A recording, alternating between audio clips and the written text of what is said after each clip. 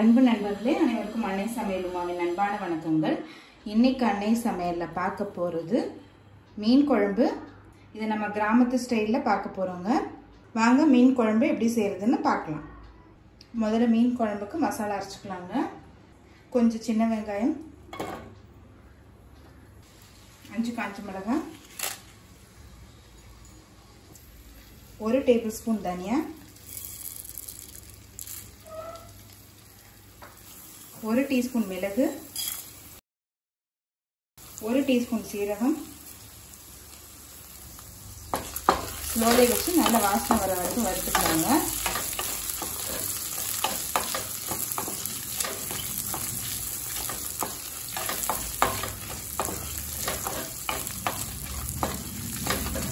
இது மாதிரி அரைச்சி போட்டீங்கன்னா மீன் குழம்பு டேஸ்ட் ரொம்ப நல்லா இருக்குங்க.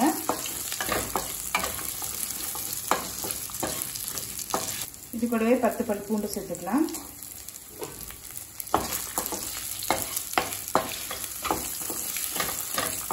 ஸ்டவ் ஆஃப் பண்ணிட்டு 1/4 கப் தேங்காய் துருவல் சேர்த்துக்கலாங்க. தேங்காயை வதக்க போறது இல்லை, அதற்காக மட்டும்தான் காட்டுறேன். இப்போ இது கொஞ்ச நேரம் ஆறின பிறகு தேவையான அளவு தண்ணி சேர்த்து மிக்சியில் நைஸாக அரைச்சிக்கலாம்.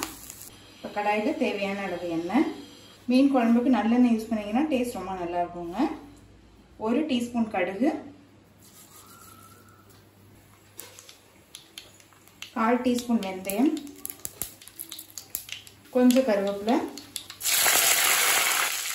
1 வெங்காயம்,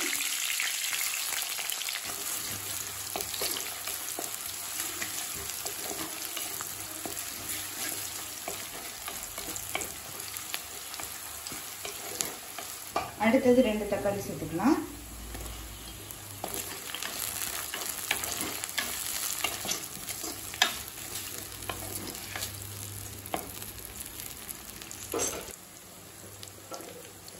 பெரிய எலுமிச்சை அளவு புளியை தேவையான அளவு தண்ணியில் கரைச்சி சேர்த்துக்கலாம்.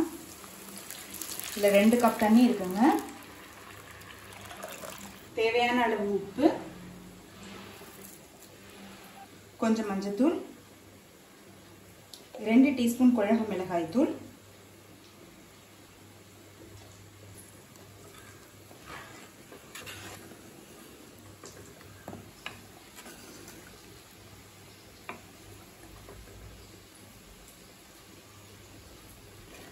புளி சேர்த்துட்டு ஒரு 2 நிமிஷம் ஸ்லோலே இருக்கட்டுங்க. இப்போ அடுத்தது நம்ம அரைச்சி வச்சிருக்க மசாலாவை இது கூடவே சேர்த்துக்கலாங்க. 1/2 கப் தண்ணி சேர்த்துக்கலாம்.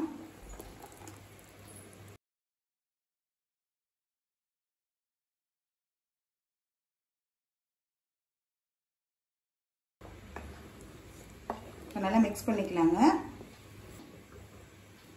இப்போ ஒரு 5 நிமிஷம் மீடியம் ஃப்ளேம்லேயே வச்சிடலாங்க. இப்போ மசாலா சேர்த்துட்டு 5 நிமிஷம் ஆயிடுச்சு. குழம்பு பாருங்கள் நல்லா திக்காயிடுச்சு. அடுத்தது இதில் மீன் துண்டுகளை சேர்த்துக்கலாம். இதில் 350 கிராம் மீன் சேர்க்குறேங்க.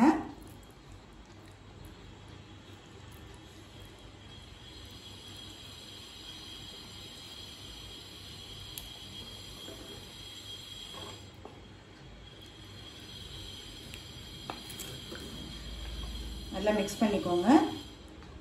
இப்போ மீன் நல்லா வேகிற வரைக்கும் வெயிட் பண்ணலாங்க. 8லேருந்து ஒரு 10 நிமிஷத்துக்குள்ளே மீன் வெந்துருங்க. மீடியம் ஃப்ளேம்லேயே வச்சுக்கோங்க. 10 நிமிஷம் ஆயிடுச்சுங்க. மீன் பாருங்கள் நல்லாவே வெந்துருச்சு. இதுக்கு மேலே இருந்ததுன்னா உடஞ்சி குழஞ்சி போயிடும்.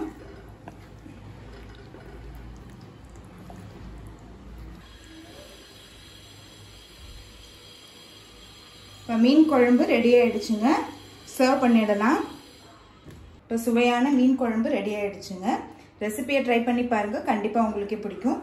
ரெசிபி பிடிச்சிருந்ததுன்னா வீடியோவை லைக் பண்ணுங்கள், கமெண்ட் பண்ணுங்கள், ஷேர் பண்ணுங்கள். இது வரைக்கும் அன்னை சமையல் சேனலை சப்ஸ்கிரைப் பண்ணலன்னா சப்ஸ்கிரைப் பண்ணுங்கள். தேங்க்யூ.